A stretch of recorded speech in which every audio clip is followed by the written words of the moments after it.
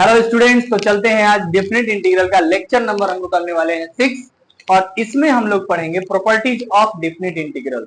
जैसा कि मैंने आपको बहुत सारे क्वेश्चन लेक्चर नंबर 1 to 5 में डेफिनेट इंटीग्रल के कराए हैं जो कि सारे इंपॉर्टेंट हैं, लेकिन अभी से अब आप डेफिनेट इंटीग्रल में सारे इंपॉर्टेंट क्वेश्चन करने जा रहे हैं।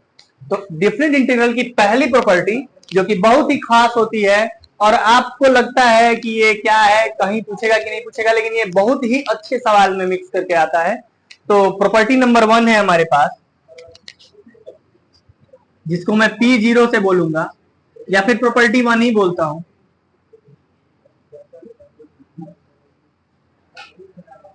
ये प्रॉपर्टी है A to B fx into dx।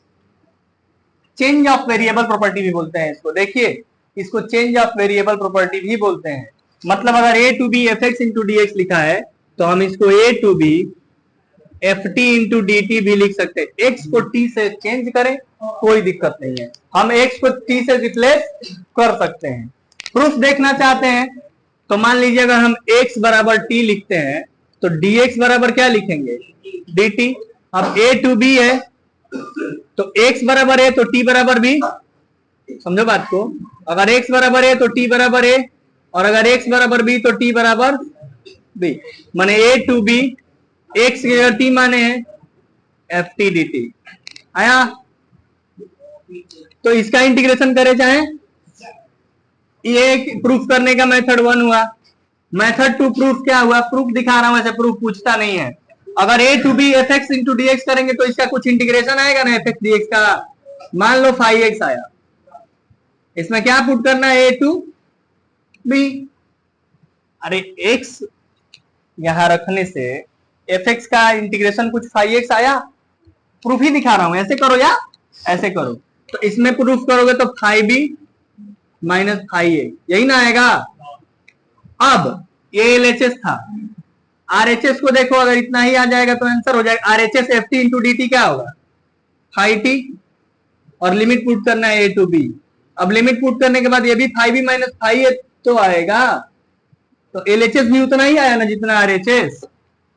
बोलो, मतलब कहने का मतलब ये x में फंक्शन है। ये बताओ 1/1 plus x square into dx का इंटीग्रेशन क्या होता है, tan इनवर्स x।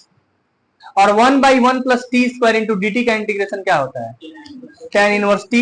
इसका आया tan इनवर्स x और इसका आया tan इनवर्स t। समझिए, इसमें लिमिट पुट करना है 0 to π/4 है, इसमें 0 to π/4, कोई अंतर होगा, t के जगह बाद में π/4 लिख दीजिए। जैसे मैं कह रहा हूं इसके एग्जांपल में कि अगर आप एग्जांपल लीजिए 0 to π/4 1/1 plus x square into dx, ठीक है, इसका इंटीग्रेशन करो, या 0 to π/4 1/1 plus T square dt का इंटीग्रेशन करो, कोई अंतर।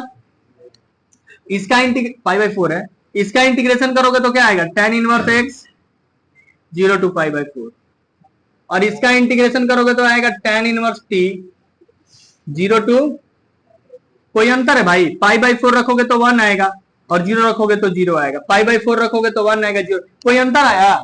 तो x को t से या t को x से रिप्लेस कर सकते हैं। यही हमारी डिफरेंट इंटीग्रल की पहली प्रॉपर्टी होती है, चेंज ऑफ वेरिएबल प्रॉपर्टी, जिसको क्या बोलते हैं, जल्दी से लिखिए फटाक से कॉपी में, चेंज ऑफ वेरिएबल प्रॉपर्टी बोलते हैं। अगर a to b ft dt लिखा है तो उसको a to b fx dx लिख सकते हैं। आया समझ में, प्लीज नोट डाउन और जल्दी से नोट करिए, मैं आगे बढ़ूंगा, प्रॉपर्टी नंबर 2 पे चलूंगा। अब दूसरी नंबर प्रॉपर्टी है, अगर आपको a to b fx into dx लिखा हुआ है, अगर a to b fx into dx लिखा है तो अगर मैं माइनस से इस फंक्शन में मल्टीप्लाई कर दूं तो लिमिट उल्टा हो जाएगा, b to a fx into dx। ये समझ में आया। अगर फंक्शन में माइनस से मल्टीप्लाई हो जाए बाहर तो लिमिट चेंज हो जाता है। मतलब अगर आपको कहीं ऐसा दिखेगा, सुनिए, अगर माइनस बाहर दिख रहा है और b टू a दिख रहा है तो आप उसको ये भी तो लिख सकते हैं a to b fx dx। Limit change करेंगे तो क्या होगा, यहाँ लिमिट a की जगह b की है, b की जगह a की है तो माइनस लग गया।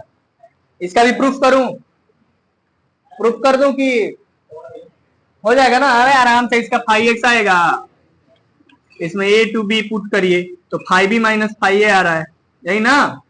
अब इसका भी तो फाइव एक्स ही आएगा, एफ एक्स है तो इसका a to b to a put करना है, लेकिन यहाँ माइनस लगा लीजिए, तो माइनस रखिए, five a minus five b, अब माइनस से मल्टीप्लाई होगा तो क्या होगा, five b minus, is it clear? बोलिए, दोनों बराबर आया तो प्रूफ की कोई जरूरत नहीं है, लेकिन हाँ आपको जानना चाहिए कि हाँ आता है, होता है, कहीं ये नहीं कि सर जी रटवा दे रहे हैं, रटवा नहीं रहे, इसलिए प्रूफ दिखा रहा है। बाकी आपको याद रखना है क्या कि अगर हमारे पास a to b f x d x दिया है तो हम उसको minus of b to a f x d x लिख सकते हैं। तीसरी प्रॉपर्टी जो है हमारे पास, वेरी वेरी इंपॉर्टेंट प्रॉपर्टी है, वो क्या है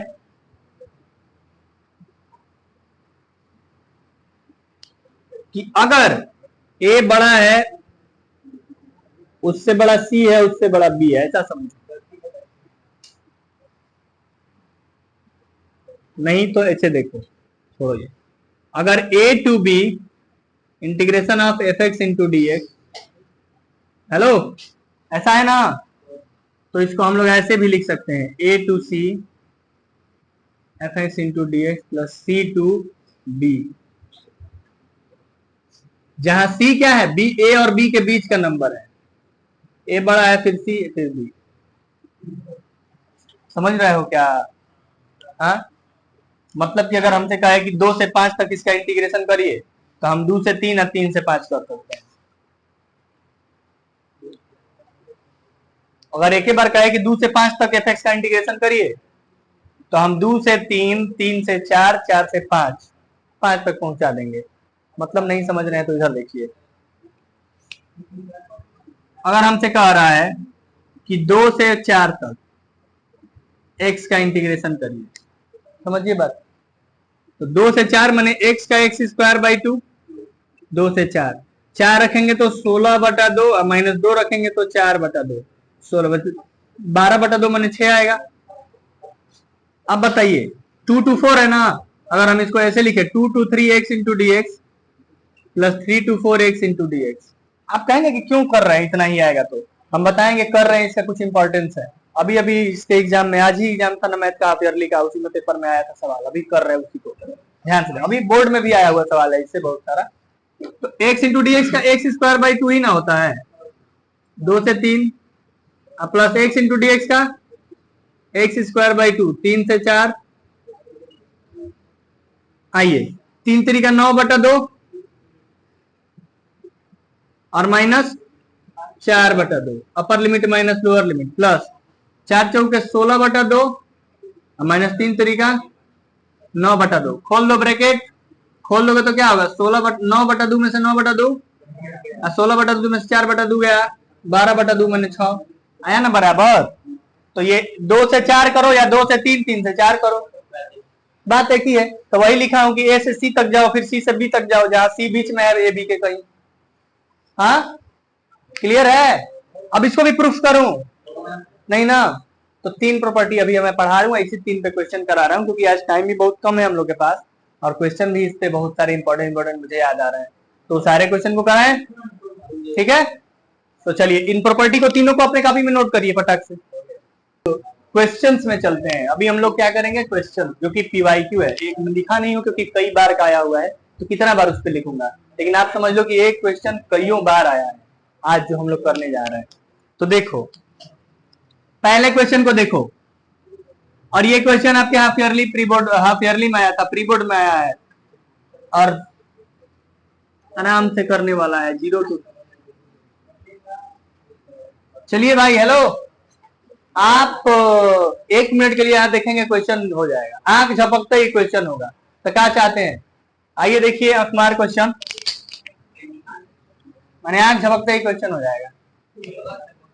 ये बताओ, अरे तो ये आंख समझाने में हमको टाइम लगेगा, तुम पलक झपकाओगे तो हो जाएगा, मुझे समझाने में टाइम लगेगा। 5x माइनस 3 है तो बराबर 0 माने x बराबर, क्रिटिकल पॉइंट क्या है यहाँ पे, क्रिटिकल पॉइंट माने जहां फंक्शन क्या हो जाए 0, ये फंक्शन 3/5 से 0 हो रहा है, तो ये इसका मतलब कि ये जो मॉड है ना, ये 3/5 ऐसे बन रहा है, यही इसका ग्राफ है बाबू, यही है ना, बोलो यही है ना 3/5 और समझ। तो x हमारा dx यहाँ है, इसका मतलब ये जो भी लिमिट दिया है वो x में दिया है, तो x बराबर 0 से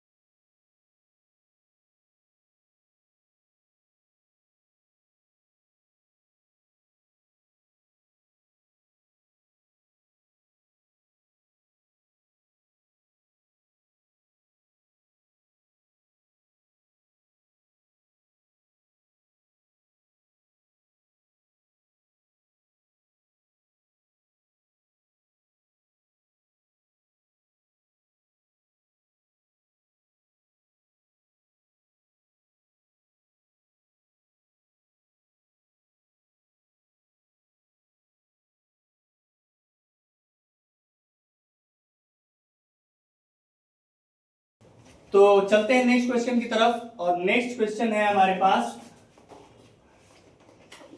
0 to pi mod of cos x into dx। कुछ नहीं करना होता है, जब भी मॉड लगा होता है तो पता ये करना होता है कि ये फंक्शन जो भी मॉड लगा है उसमें कहां तक पॉजिटिव है और कहां तक निगेटिव है। जैसे 5x-3 था और 0 to 1 था, तो 5x-3 को हमने ये पता किया कि ये पॉजिटिव कब है और ये निगेटिव कब है। तो ये पता लगा क्रिटिकल पॉइंट निकालने से कि 0 से 3/5 तक ये निगेटिव है और 3/5 से आगे पॉजिटिव है। उसी तरह यहां लिमिट लगा है 0 to पाई। 0 to पाई मतलब क्या क्या कवर हो गया, फर्स्ट क्वाड्रेंट और सेकंड क्वाड्रेंट। और मॉड ऑफ cos x दिया है, तो cos x को तोड़ दो।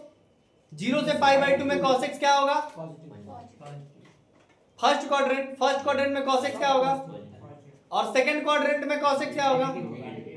तो 0 से पाई वाली लिमिट दो भागों में टूट गई, 0 से π/2 और π/2 से 0 से π/2 में हम क्या लिखेंगे, वेरी गुड, 0 से पाई में cos x को लिखेंगे cos x into dx, अब प्लस π/2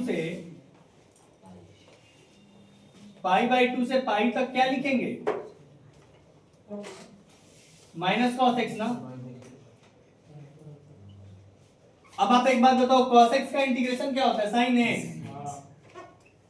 x 0 से π/2 प्लस माइनस cos x का क्या हो जाएगा, माइनस sin x, क्योंकि cos x का sin x तो माइनस sin x, क्या लिमिट पाई बाई 2 से, अब पाई बाई 2 पुट करिए तो sine pi by 2 minus sine 0 plus minus sine pi और minus minus plus sine pi by 2। Sine pi by 2 की value 1, इसकी 0 प्लस इसकी 0 और इसकी 1 और 1, तो इसका आंसर क्या आ जाएगा? 2। समझ में आया? Yes sir. तो अभी हम लोग इसका क्लास कल भी और परसों भी 2 दिन चलेगा, क्योंकि ये इम्पोर्टेंट है और इससे अच्छे खासे क्वेश्चन आते हैं। अभी मैंने 4 क्वेश्चन लिखा था, लेकिन 2 क्वेश्चन इससे मिटा दिया कि काफ़ी लेट हो गया है आज, और टाइम को देखते हुए बच्चों को दूर दूर जाना है, कोई कहीं से आया कोई कहीं से आया, तो आज की क्लास ऑफ करते हैं, लेकिन कल फिर से हम लोग इस पर क्वेश्चन करेंगे। ठीक है, धन्यवाद, बने रहिए हमारे साथ और मिलते हैं अगले वीडियो में। जय